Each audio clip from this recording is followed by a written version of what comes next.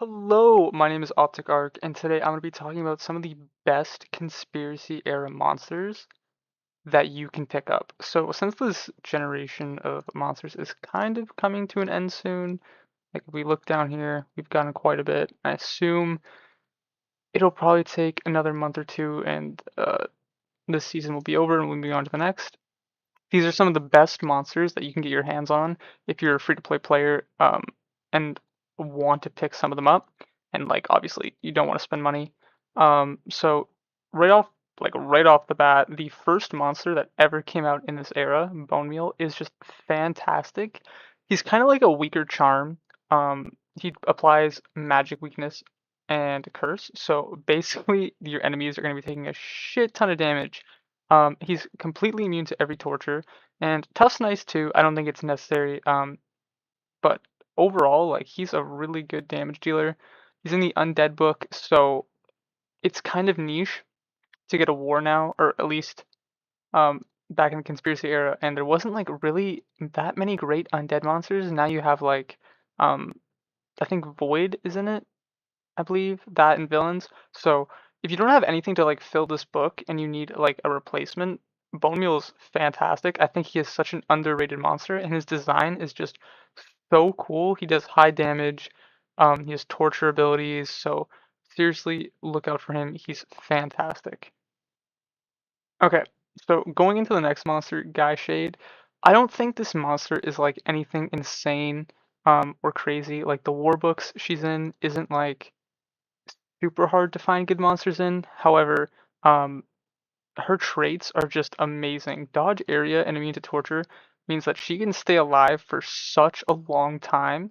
And the random element weakness can come into play sometimes and give you like huge benefits. I don't think she stands out in any like insane way, but she's a great filler monster. Her design is awesome. Honestly, I think like most monsters in this generation have such a cool design. So if you need something like niche like Guy great denier, sets your team up if the elemental weakness like works out for you. There's a lot going on here. Great survivability. So overall, I strongly recommend this monster if you're like lacking in any category that she has.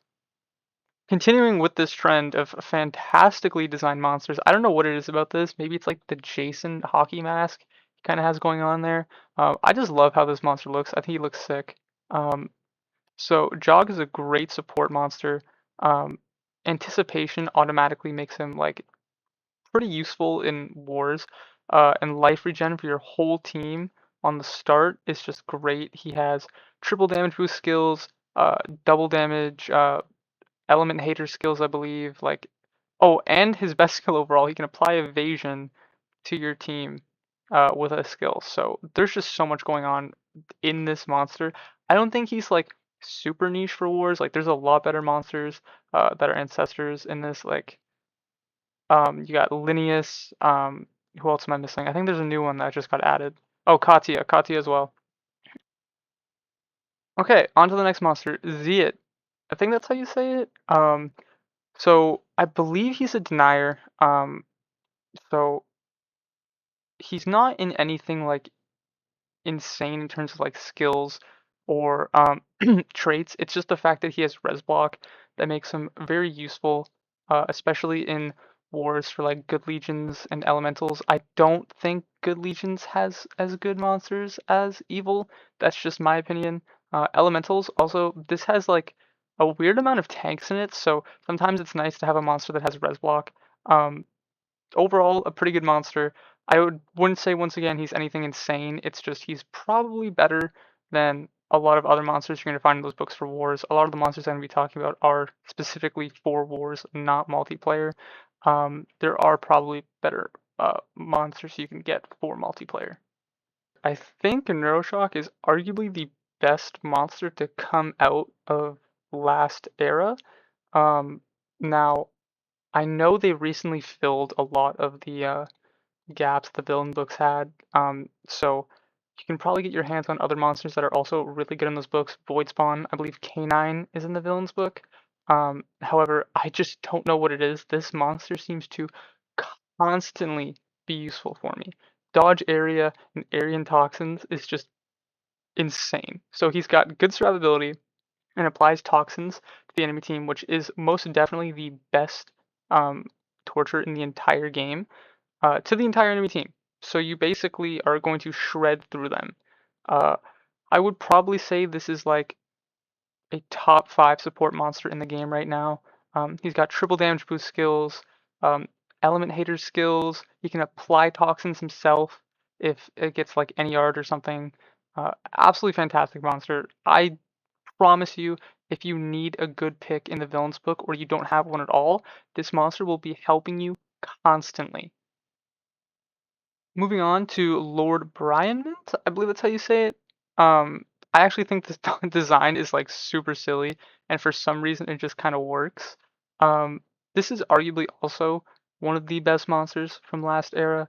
He's in spirits and elementals, which is very, very good because I mostly think there's just a lot of tanks and elementals, so it's nice to have a variety of monsters you can select.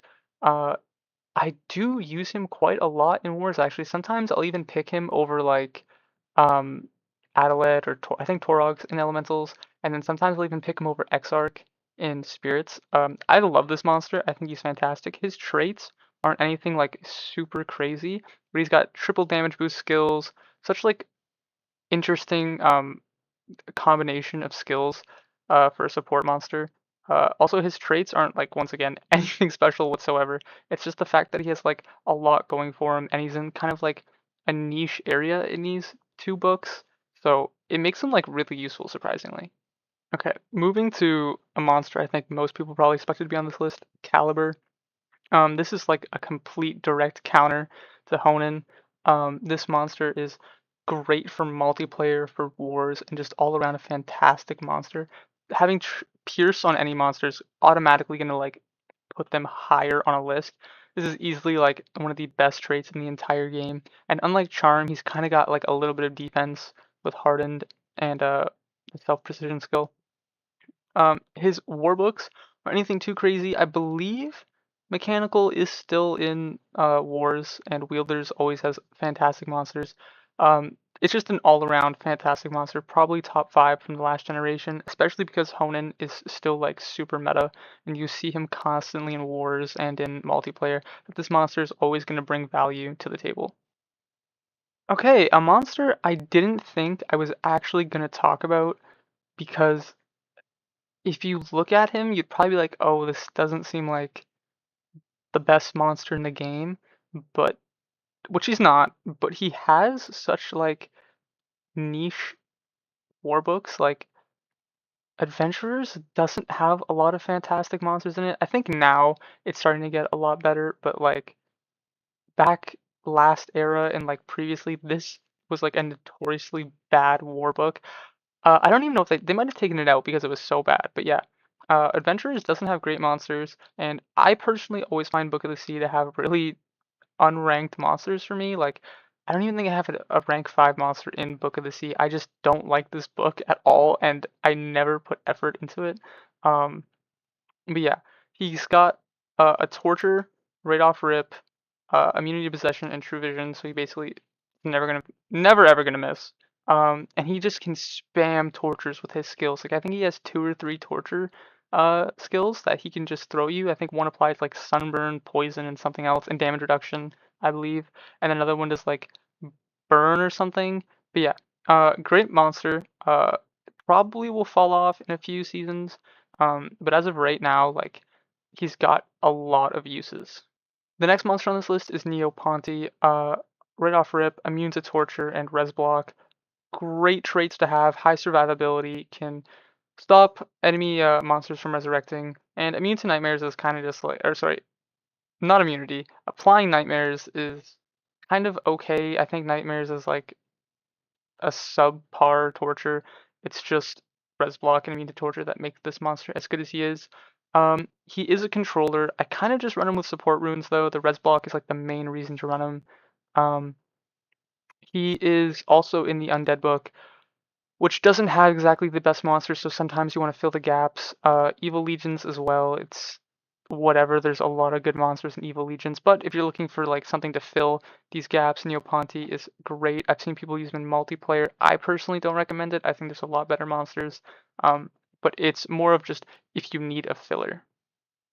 Fleshcore is actually such an interesting case because I haven't ranked this monster up at all. He is in the Undead and Mechanical book, so I think it's relatively niche, the monsters you can get in there.